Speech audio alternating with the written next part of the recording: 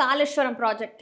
ఈ ప్రాజెక్ట్ గురించి తెలంగాణ వచ్చినప్పటి నుంచి ఈ ప్రాజెక్ట్‌కి అంటే తొలి రోజు నుంచెల్లి గూడా కాళేశ్వరం ప్రాజెక్ట్ అంటేనే అవినీతి ప్రాజెక్ట్ అని జెప్పేసి 1,00,000 కోట్ల అవినీతి జరిగింది. పిల్లలు కృంగిపోయినాయి. అసలు దీనివల్ల ప్రజలకి ఎట్లాంటి యూజ్ ఉండదు.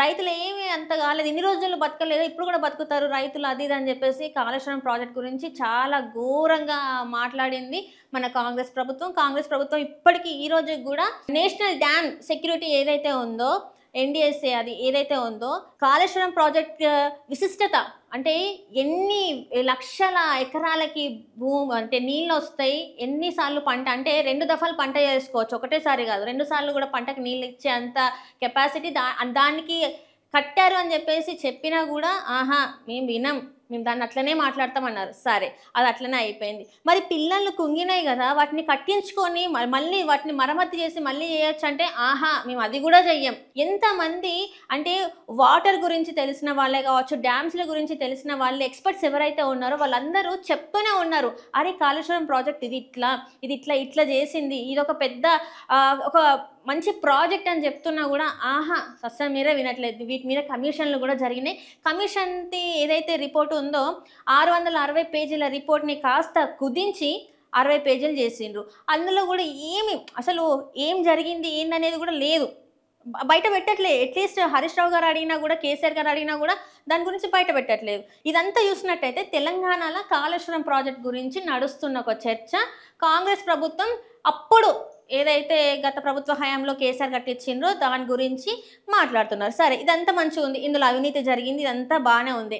మరి పోలవరం ప్రాజెక్ట్ మీద ఎందుకు ఇంతవరకు మరి ఒక విచారణ కమిటీ ఎందుకు వేయలేదు?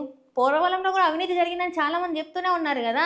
అండ్ పోలవరం కుంగిపోయింది, ఎంత కుంగిపోయిందో కూడా మనం చూడొచ్చు, ఏమైందనేది కూడా చూడొచ్చు. మరి దీని మీద ఎందుకు మాట్లాడతలేరు? దీని మీద కూడా మాట్లాడాలి కదా, దీని మీద మాట్లాడాలి. అండ్ అదే రకంగా మన బనకచెర్ల ఈ బనకచెర్ల గురించి మాట్లాడాలంటే రేవంత్ రెడ్డి గారు మాట్లాడతలేరు. బనకచెర్ల గురించి మాట్లాడాలంటే అసలు వాళ్ళ ప్రస్తావన తెస్తే కదా మనం మాట్లాడడానికి అని చెప్పేసి రేవంత్ రెడ్డి గారు చాలా నైస్గా ఎస్కేప్ అయిపోతారు. ఎందుకంటే మరి అక్కడ గురువు ఏదన్నా అటు ఇటు అయితే గురువు బెత్తం బట్టి మరి టప్ప కొడతాడు కదా, అందుకోసమే మరి ఆయన ఏం మాట్లాడతలేరు. అట్లా కాదు మరి మీరు మాట్లాడారే, మీరు నోరు విప్పి చెప్తే కదా అని చెప్పేసి మంత్రులు మాట్లాడుతానంటే పోలవరం గురించి మేము మాట్లాడతాం. అసలు పోలవరమే పూర్తి అవ్వలేదు ఇంతవరకు. ఈ 10 సంవత్సరాల ఎప్పటి నుంచో ఉన్నది, ఇప్పటిది కాదు. అది ఎవరు కంప్లీట్ చేయలే, మళ్ళీ అది కుంగిపోతుంది. అసలు దానికి ఏ రకంగా చూసినా కూడా నిధులు కూడా మళ్ళీ వచ్చినాయి. మరి అవన్నీ ఏం చేసింది ఏందని మేము మాట్లాడదామంటే ఆహా మీరు గప్చుప్గా ఉండాలి, మీరు మాట్లాడితే అస్సలు మంచిగా ఉండాలి అని చెప్పేసి తెలంగాణ మంత్రులనే వాళ్ళతోనే వారిస్తున్నట మన ముఖ్యమంత్రి రేవంత్ రెడ్డి గారు. మరి ఇది ఎట్లా, ఎందుకు ఇది ఒక్కసారికి ఒక లైన్ ఒకసారి చదివి వినిపిస్తా, ఒకసారి వినుండ్రి. పోలవరమే పూర్తి చేయలేని వారికి బనకచెర్ల ఎందుకని ప్రశ్నించడానికి సిద్ధమైన మంత్రులు ఎవరు? తెలంగాణ మంత్రులు. ఇక్కడ చూస్తే పోలవరంపై విమర్శలు వద్దని వారించిన రేవంత్ రెడ్డి కొంచెం కుంగితే విమర్శించాల్సిన అవసరం లేదని వెళ్ళాడే అంట. మరి మన దగ్గర కాళేశ్వరం ఏమైంది? ఒకసారి మీరు పోయి చూసిండ్రా కాళేశ్వరం? అసలు నిజంగా కాళేశ్వరంకి అంత అది కుంగిపోయి కొట్టుకుపోయేటట్టు ఉంటే ఇంత సైలెంట్గా మీరు ఉంటారా? నివేదిక వచ్చినాక అంటే రిపోర్ట్ ఏదైతే కమిటీ రిపోర్ట్ వచ్చిన తర్వాత కూడా అందులో తప్పులు ఉంటే ఇంత సైలెంట్గా ఈ రోజు వరకు కూర్చొని మీరు ఉంటారా? ఎంత యుద్ధం, ఎంత అసలు ఆడికి పోయి ధర్నాలే కావచ్చు, ఇంకేదో కావచ్చు, ఎన్నో రకాలుగా చేసేవాళ్ళు కదా. ఏదన్నా ఒక్కటి జరుగుతుంది, ఒక్క స్టెప్ మీరు ముందుకేసిండ్రా? లేదు. ఆ తర్వాత చూస్తే చంద్రబాబుపై రేవంత్ గురుభక్తి చూపిస్తే షాక్ అయిన మంత్రులు అంట.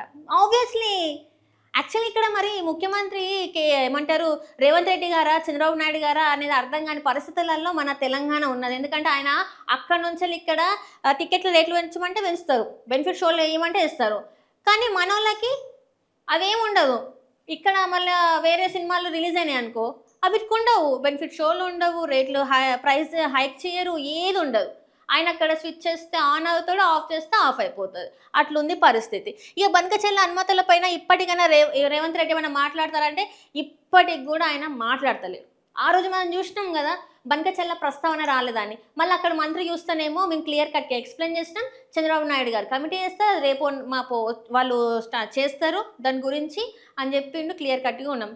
ఇక్కడ రేవంత్ రెడ్డి గారు కూడా చంద్రబాబు నాయుడు గారు ఎక్స్ప్లెయిన్ చేసిందంట, కానీ ఎప్పుడు బయటికి చెప్పలేదు.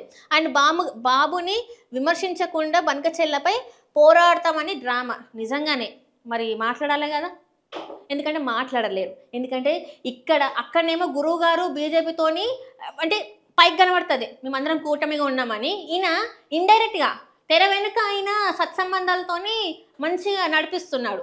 మరి అక్కడ అంత జనం జరిగితే మరి అక్కడ కేంద్రం ఏమో ఎక్కడ కూడా ఇంతవరకు ఒక్క చర్య కూడా తీసుకోలేదు. ఇక్కడ అసలు కాందానికి అయిందానికి చర్యలు తీసుకుంటున్నారు. ఇక్కడ మనకు అర్థమవుతుంది. ఇక బనగచెల్ల కట్టి తీరుతామని ప్రకటించిన చంద్రబాబు లోకేష్ అంతే, బనగచెల్ల కడతారు కట్టి తీరుతామట.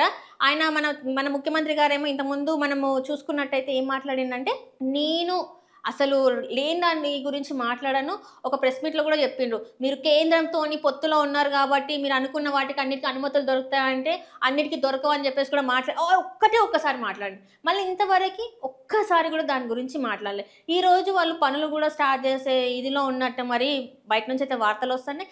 బనకచెల్ల ప్రాజెక్ట్ వల్ల తెలంగాణకి ఎంత అన్యాయం జరుగుతుంది అంటే నీళ్ళ విషయంలో ఎన్ని గణం అవుతాయి అనేది ఆల్రెడీ చాలామంది ఎక్స్పర్ట్స్ చెప్తున్నారు.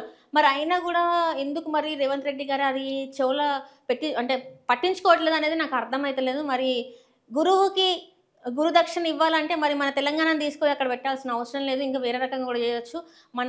ఇప్పటికే చాలా వరకు తెలంగాణ మొత్తానికే పెట్టుబడులు లేక, బిజినెస్లు లేక, ఉద్యోగాలు లేక అరిగోసపడుతున్నారు ఇక్కడ ప్రజలందరూ. పంట కూడా లేదు, ఆఖరికి లక్షల ఎకరాలు ఉంటే అందులో కనీసం 20-30 లక్షల ఎకరాలు కూడా వాళ్ళు పంటను వేసుకొని పరిస్థితి, వాటర్ లేక.